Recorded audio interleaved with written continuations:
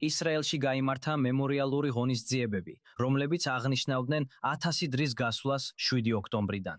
მემორიალურ ღონისძიებებთან ერთად გაიმართა პროტესტებიც, მათ შორის იერუსალიმში, ისრაელის ქნესეთის შენობის წინ.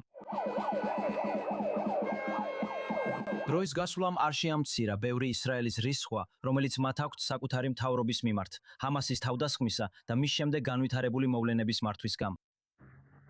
ყველა გძნობს, რომ ყოველი გასული დღე 7 ოქტომბერი მაინც რჩება. არაფერი გვამშვიდებს, ყოველი დღე კიდევ უფრო საშინელი ხდება. ისევე როგორც ყველა მინისტრის განცხადება, პრემიერ-მინისტრის განცხადებები ან სმოტრიჩის განცხადება, რომ თითქოს მისი დამსახურებით დაბრუნდნენ გატაცებული ადამიანები. და სიმართლე ისაა, რომ მისი დამსახურებით გატაცებული ადამიანები კუბოში დაბრუნდნენ. და პრემიერ-მინისტრის საზიზრარი განცხადება, რომ 7 ოქტომბრის შემდეგ ცოტა წონაში დაიკლო. შეიძლება ის თავის თავს ევიატარ დავით სადარებს, ან ელი შარაბის, ან ჩემს ქალიშვილსა და შვილიშვილებს, რომლებიც ასანთის ღერებივით დაბრუნდნენ. შეიძლება მას სურდა მათთან საკუთარი თავის გაიგივება უნდოდა.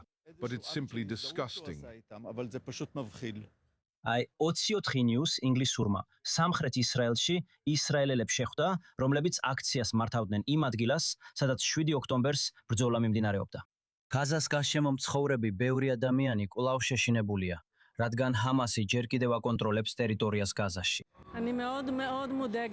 ძალიან ნერვიულობ მომავალზე, ამიტომაც ვარ აქ ამაღამ.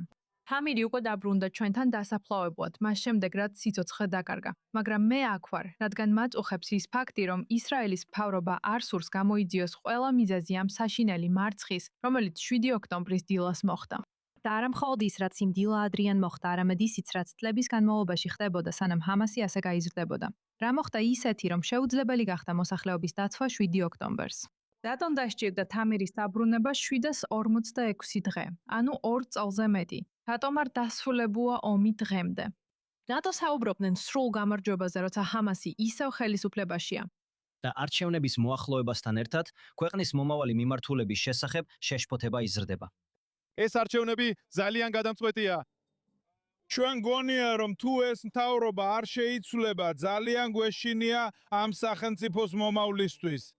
ჩვენ გვინდა მისი შეცვლა, რადგან ვხედავთ რა ხდება, როცა ეს მთავრობა, რომელიც ძალიან მემარჯვენეა, ძალიან რელიგიურია და ჩვენ გვინდა მთავრობა, რომელიც პატივს სცემს ისრაელებსაც და ჩვენს გარშემო ყველას.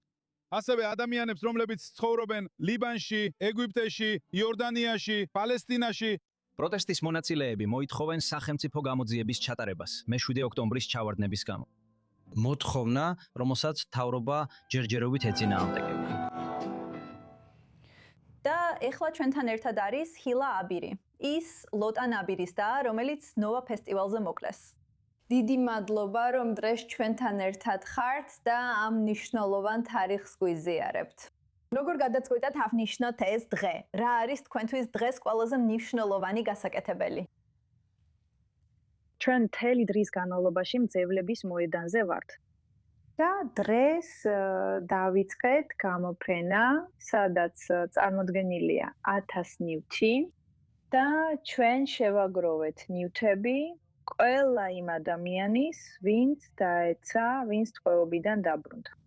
და ეს ძალიან ამაღელვებელი და ემოციური გამოფენაა. და დღეს საღამოს 8 საათზე ჩვენ გვაქვს დემონსტრაცია. კიდევ რა უნდა ვთქვათ, ანუ უკვე 1000 დღეა მათ გარეშე, ჩემი მშვენიერი ძმის გარეშე და ვერ ვიჯერებ, რომ ჯერ კიდევ ვიბრძვი. რომ გავიგო, რა დაემართა მას, რომ გავიგო, როგორ დავრწმუნდეთ, რომ ეს ასე გასაკვირი. მასიური მოვლენები აღარ განმეორდება. და სამწუხაროდ ჩვენი მთავრობა არ გვეხმარება. ქვეყანა ნამდვილად ფუნდამენტურად შეიცვალა. როგორ შეიცვალე შენ? როგორ შეგცვალა ამ ბოლო 1000 დღემ?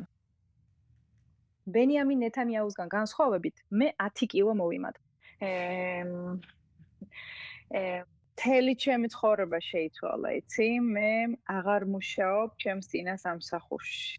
უკვე თითქმის 3 წელია, რაც მხოლოდ სიმართლისთვის სამართლიანობისთვის და დაღუპულთა ოჯახებისთვის ვიბრძვი. და ყველაფერი შეიცვალა. დღეს ყველაზე დიდი გრძნობა, რომელსაც განიცდით, რა არის? ეს არის რის სხვა მთავრობის მიმართ? ეს არის მწუხარება თუ мотиваცია, რომ ბრძოლა გააგრძელოთ? ფიქრობ ეს ყველაფერი ერთადაა. ვისურვებდი, რომ უბრალოდ ჩემს სახლში, ჩემს ოჯახთან ერთად ყოფილიყავი და ლოტანი გამეხსენებინა. და ვიგლოვო, მაგრამ სამწუხაროდ ამას ვერ ვახერხებ. თუ მინდა ლოტანთან ახლოს ვიყო და ამ ქვეყანაში ვიცხოვრო, ამისთვის ბრძოლა მიცნობს, იცი? და ეს ცუდია. მაგრამ ეს არის რეალობა ახლა. ესე რომ ამაზე არ ფიქრობ, რადგან სხვანაირად არ ვიცი. ხო. რას ისურვებდი, რომ მოხდეს? ამბობ, რომ გძნობ, თითქოს ბრძოლა უნდა გააგრძელო. ზუსტად რისთვის იბრძვი? სამართლიანობისთვის იმის გასაგებად რა დაემართა ჩემს ძმას, იმიტომ რომ არ ვიცი რა დაემართა მას, ან როგორ დაშავდა და მაგალითად ეს ტყვია იყო თუ ხელკუმბარა, არ ვიცი. ჩემსა და ლოტანს შორის 15 წელი იყო სხვაობა. და ხო, მე უბრალოდ მინდა დავრწმუნდე, რომ ისრაელში ვცხოვრობთ, ჩვენი უსაფრთხოება დაბრუნდება და ისევ შევძლებთ ჩვენს მთავრობასა და ლიდერებს ვენდოთ. და გქონდეს ლამაზი მომავალი ამ ლამაზ ქვეყანაში, ამ ლამაზი ხალხით, რომელიც აქ ცხოვრობს. და გვჭირდება ცოტა სიმშვიდე. მახლობლად ახლო აღმოსავლეთში და არ ვხედავ როგორ მიგვიყვანს იქამდე ამ რეგიონის ამჟამინდელი ლიდერები. ასე რომ უნდა შევცვალოთ ისინი. კი, ჰილა. ყველაფერი ადამიანებზეა დამოკიდებული. დიახ, ყველაფერი ადამიანებზეა დამოკიდებული. დიდი მადლობა, რომ დღეს შემოგვიერთდით. იმედი მაქვს, რომ იმ სიმშვიდეს იპოვით, რომელსაც ასე ძალიან ეძებთ. ამასობაში დიდი მადლობა.